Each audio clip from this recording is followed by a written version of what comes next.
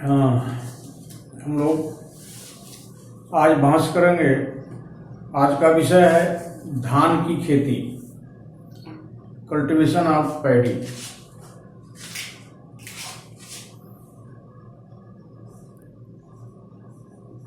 Cultivation of paddy.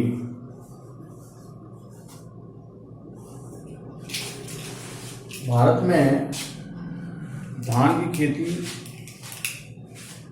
का बहुत बड़ा प्रचलन है और इस संदर्भ में हम लोग खेती करेंगे और इस पर बात करेंगे।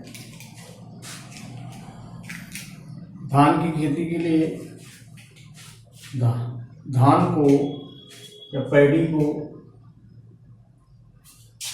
इसका वानस्पतिक नाम ओराइजा सटाइवा है और ये ग्रैमनी फैमिली में आता है, ग्रैमनी कुल में आता है। ग्रैमनी कुल फैमिली ग्रैमनी है। Family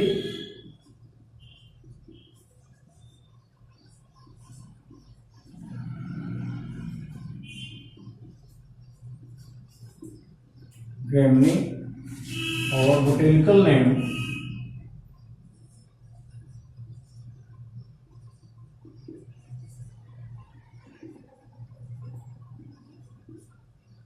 Oryza sativa. Oryza sativa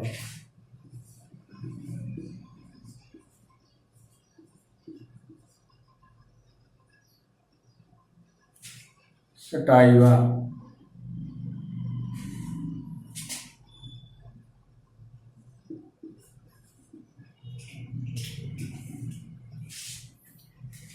Bharat में उपयोगिता इसकी बहुत ही महत्वपूर्ण है।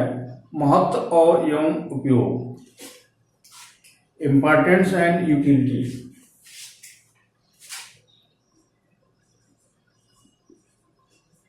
इम्पोर्टेंट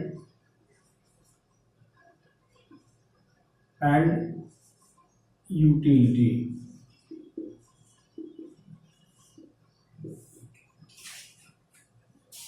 यूटिलिटी भारत में महत्व और उपयोगिता। इसकी यूटिलिटी पर ध्यान दें तो विश्व में चीन, Bharat, Pakistan, Japan, Korea, Formosa, Lanka, Indochina, Thailand, Malaya, Philippines, Madagascar में संसार की आधे से अधिक जनसंख्या का प्रमुख भोजन है।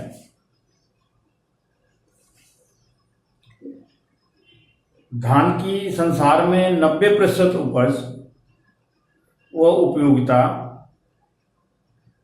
एशियाई क्षेत्र में ही है। धान भारत की प्रमुख एवं महत्वपूर्ण फसल है।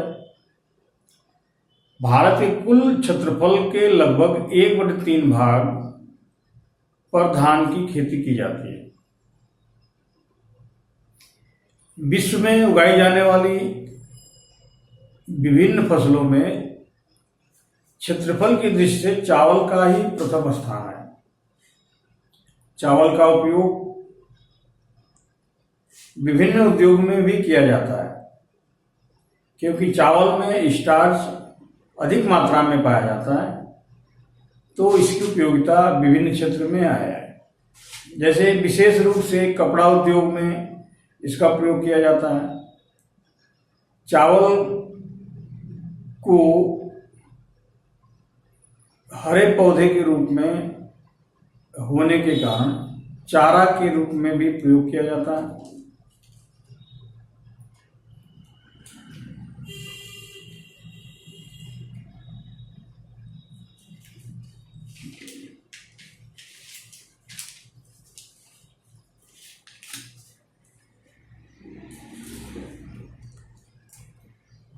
और सूखे पौधों को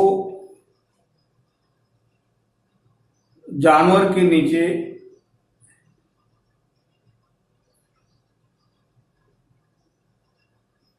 बिछाने के रूप में काम किया जाता है।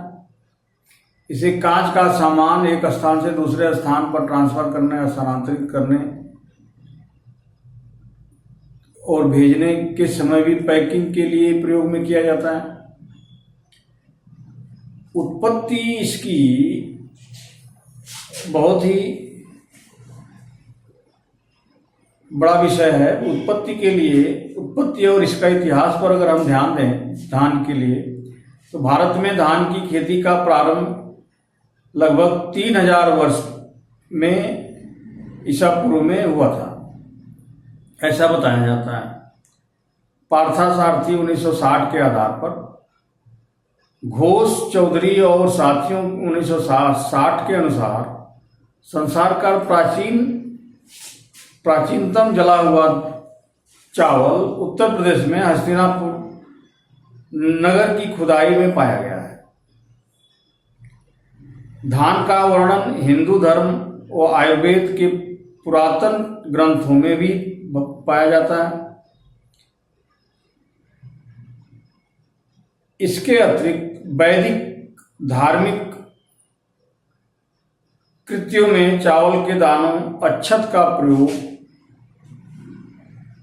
इस फसल का भारत में आदिकाल से होना सिद्ध करता है।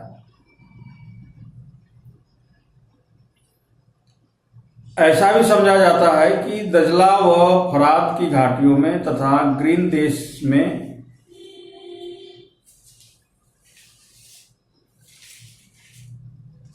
चावल भारत से ही ले जाया गया था। धान का क्षेत्रफल अथवा भौगोलिक वितरण एवं उत्पादन। धान का क्षेत्रफल के आधार पर, भौगोलिक क्षेत्र के आधार पर और इसका वितरण उत्पादन के आधार पर, चावल उत्पादन के मामले में भारत विश्व का दूसरा सबसे बड़ा देश है, जबकि चीन प्रथम स्थान पर है। भारत विश्व का सबसे बड़ा चावल निर्यातक देश भी है और विश्व के चावल उत्पादन में लगभग 20% का भागीदार है। चीन, Pakistan, Indonesia, Thailand, Burma, Brazil और जापान अधिक क्षेत्रफल में धान उगाने वाले विश्व के प्रमुख राष्ट्र हैं। उत्तर प्रदेश में 58.7 लाख हेक्टेयर क्षेत्रफल पर खेती की जाती है। उत्पादन 2 करोड़ टन तथा उपज 2150 केजी प्रति हेक्टेयर की दर से होता है।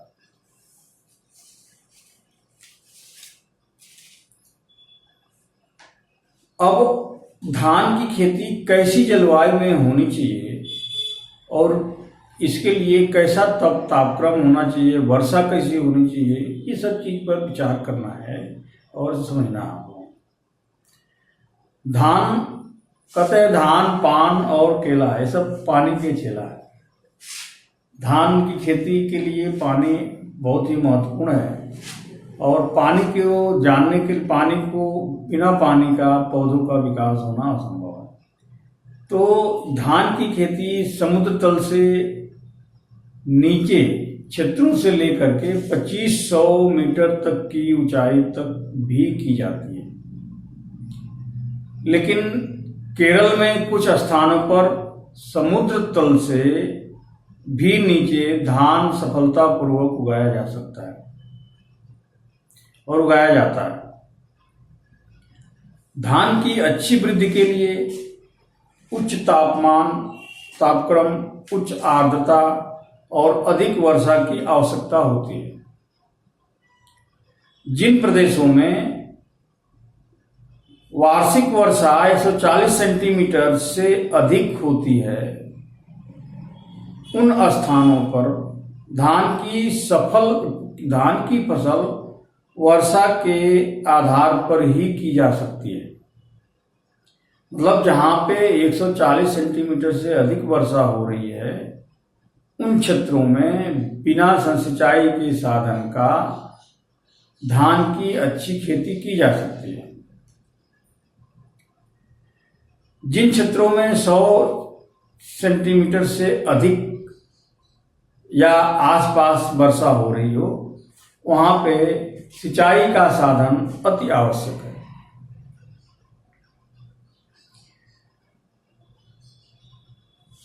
पौधों की वृद्धि के लिए विभिन्न अवस्थाओं पर 60 डिग्री फ़ारेनहाइट से 90 डिग्री फ़ारेनहाइट तापक्रम की आवश्यकता होती है। वृद्धि के समय अधिक आर्द्रता तथा पकने के समय कम आर्द्रता का होना बहुत ही लाभदायक होता है।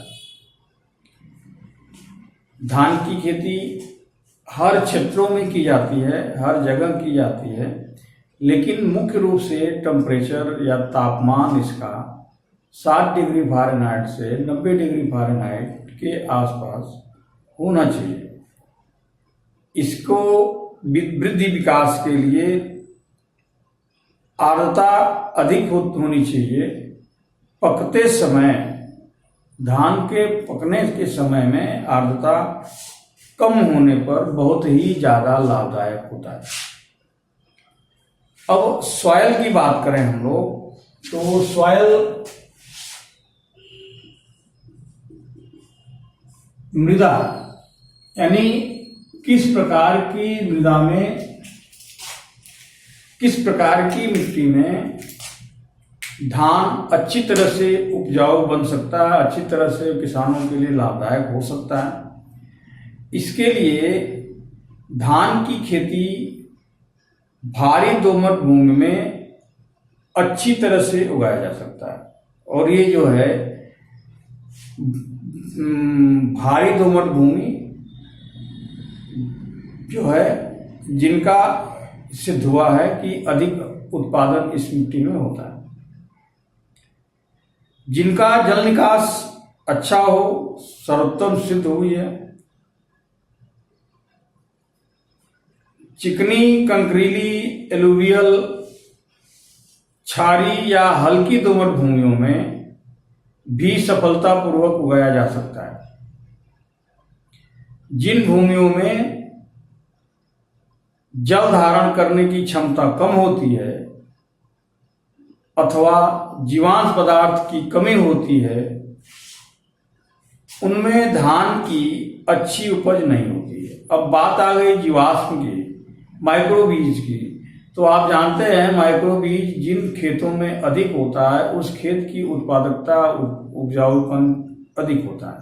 तो जीवाश्म या माइक्रोबीज को बढ़ोतरी के लिए हम लोगों को अधिक से अधिक जैविक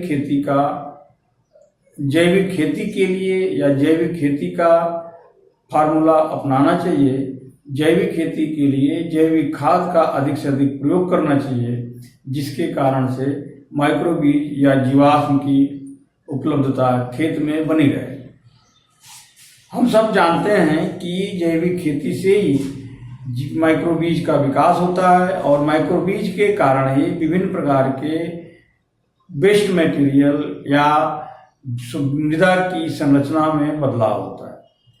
पोर स्पेस बढ़ते हैं, वाटर कैपेसिटी बढ़ती है, वाटर होल्डिंग कैपेसिटी बढ़ती है, जिसके कारण से हम सभी लोग को पानी को पौधे को अधिक सप्लाई करने में मृदा सक्षम होती है। तो इस तरह से माइक्रोबीज को बढ़ाने के लिए माइक्रोबीज युक्त सॉइल या माइक्रोबीज युक्त मृदा धान की खेती के लिए सर्वोत्तम मानी जाती है।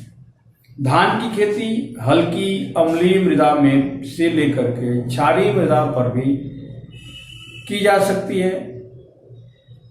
धान 4.5 से 8.0 pH वाली भूमियों में धान भली प्रकार उगाया जा सकता है। अब 4.5 से 8.5 pH का मतलब हो गया 4.5 pH 8.0 pH इसका है, ये अम्लीय भूमि होगी